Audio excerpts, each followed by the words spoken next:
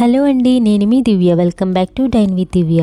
ఈరోజు వీడియోలో ఒక 2 రకాల కర్రీ రెసిపీస్ని మీతో షేర్ చేసుకోబోతున్నాను. ఇంట్లో కూరగాయలు లేనప్పుడు ఈ 2 రకాల కర్రీస్ని ఒకసారి ట్రై చేయండి. చాలా తక్కువ టైంలోనే చాలా సింపుల్గా, టేస్టీగా, చాలా ఈజీగా తయారు చేసేసుకోవచ్చు. ఆఫీసెస్ వెళ్ళే వాళ్ళకి, స్కూల్స్కి వెళ్ళే వాళ్ళకి ఈ 2 రకాల కర్రీ రెసిపీస్ చాలా ఈజీగా అనిపిస్తాయి. వేడి అన్నంలో వేసుకుని తిన్నారంటే ఈ కర్రీతోనే రైస్ మొత్తం ఖాళీ చేసేస్తారు. సో మరి ఇంకా లేట్ చేయకుండా ఆ 2 రకాల కర్రీస్ ఏంటో చూసేద్దాం. ముందుగా కొబ్బరి శనగపప్పు కూరని ఎలా తయారు చేసుకోవాలో చూద్దాం. కొబ్బరి కూర శనగపప్పు కూరని చేయడానికి ఒక కుక్కర్లో 1 కప్పు వరకు పచ్చిశనగపప్పుని తీసుకోండి. ఇందులో వాటర్ని వేసుకుని 2-3 సార్లు కడిగి ఆ వాటర్ని తీసేసుకోవాలి. ఇప్పుడు ఇందులో పచ్చిశనగపప్పుని తీసుకున్న కప్పుతోనే 2 కప్పుల వరకు వాటర్ని వేసుకోండి. ఇప్పుడు ఈ కుక్కర్ మూతని, విజిల్ని పెట్టేసి మీడియం ఫ్లేమ్లో ఒక విజిల్ వచ్చే వరకు ఉడికించుకోవాలి. అదే మీరు కుక్కర్లో కాకుండా విడిగా ఉడికించుకోవాలనుకుంటే పచ్చిశనగపప్పుని గంట సేపు నానబెట్టి మెత్తగా కాకుండా కాస్త పలుకుగా ఉడికించుకోండి. నెక్స్ట్ ఒక మిక్సీ జార్లోకి ఒక చిన్న కప్పు వరకు కొబ్బరికాయ ముక్కల్ని వేసుకుని వాటర్ ఏమీ యాడ్ చేయకుండా మెత్తగా గ్రైండ్ చేసుకోండి. ఇలా పొడిగా ఉండేలా గ్రైండ్ చేసుకుని కాసేపు పక్కన పెట్టేసేయండి. 10 నిమిషాల తర్వాత కుక్కర్ ఓపెన్ చేస్తే శనగపప్పు ఇలా పొడిగా ఉడికించుకోవాలి. అలాగే ఒక శనగపప్పు బద్దను తీసుకుని గిచ్చితే మధ్యకి విరిగితే చాలు. మరీ ఎక్కువ మెత్తగా ఉడికించకూడదు. ఈ కర్రీకి శనగపప్పు పొడిగా ఉంటేనే బాగుంటుందండి. ఈ శనగపప్పులో వాటర్ పోయేలా స్ట్రైనర్లోకి తీసేసుకుని పక్కన ఉంచండి. నెక్స్ట్ ఒక కడాయిలో 1 టేబుల్ స్పూన్ ఆయిల్ వేసి వేడి చేయండి. ఆయిల్ వేడయ్యాక 1/2 టీ స్పూన్ జీలకర్ర వేసుకోండి. అలాగే 1 టీ స్పూన్ మినపగుళ్ళు కానీ, మినపప్పు కానీ వేసుకుని 1 మినిట్ పాటు లో ఫ్లేమ్లో వేయించండి. 1 మినిట్ తర్వాత తరిగిన ఒక పచ్చిమిర్చిని వేసుకోండి. నెక్స్ట్ 4 ఎండుమిర్చి ముక్కలను వేసుకుని మినపగుళ్ళు గోల్డెన్ కలర్లోకి మారే వరకు వేయించుకోండి. ఇప్పుడు ఇందులో కొద్దిగా కరివేపాకు వేసుకుని 1 మినిట్ పాటు వేయించండి.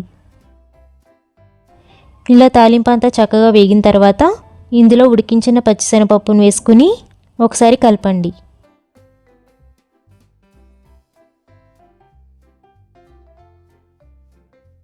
ఇప్పుడు ఇందులో 1/2 టీ స్పూన్ పసుపు వేసి కలిపి పప్పులో ఉండి తడి అంతా పోయే వరకు 3 నిమిషాల పాటు లో ఫ్లేమ్లో వేయించుకోవాలి. 3 నిమిషాల తర్వాత చూడండి, పప్పులో తడిపోయి ఇలా పొడిగా ఉంటుంది. ఇప్పుడు ఇందులో గ్రైండ్ చేసి పెట్టుకున్న కొబ్బరి తురుముని వేసి కొబ్బరిలో ఉండే తేమ అనేది లేకుండా 2 నిమిషాల పాటు వేయించుకోండి. శనగపప్పులో కానీ కొబ్బరిలో కానీ కొద్దిగా తడి ఉన్న కర్రీ ఎక్కువసేపు నిల్వ ఉండదండి. మార్నింగ్కి చేస్తే ఈవినింగ్కే పాడైపోతుంది. సో రెండింటిని ఎంత బాగా వేస్తే అంత ఎక్కువ టైం నిల్వ ఉంటుంది. 2 నిమిషాల తర్వాత ఇందులో 1/2 టీ స్పూన్ వరకు సాల్ట్ని వేసుకోండి. లేదా మీ రుచికి సరిపడా ఉప్పు వేసుకుని కలిపి 1 మినిట్ పాటు వేయించుకోవాలి.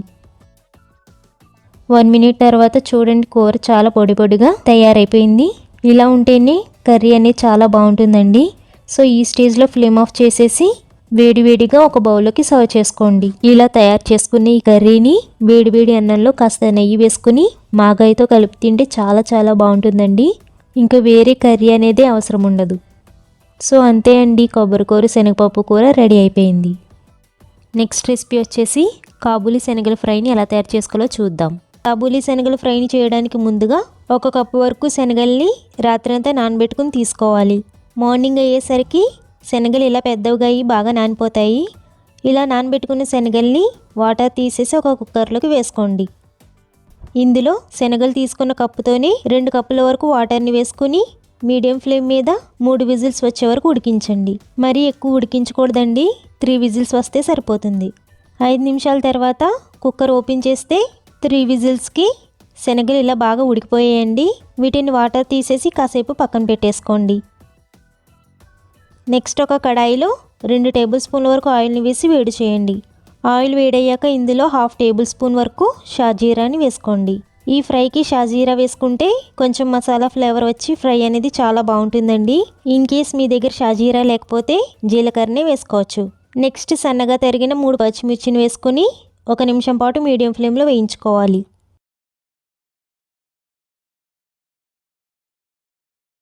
1 మినిట్ వేయించుకున్న తర్వాత 4 ఎండుమిర్చి ముక్కలను వేసుకోండి. దీనితో పాటు సన్నగా తరిగిన 2 మీడియం సైజు ఉల్లిపాయలను వేసి 3 నిమిషాల పాటు వేయించండి.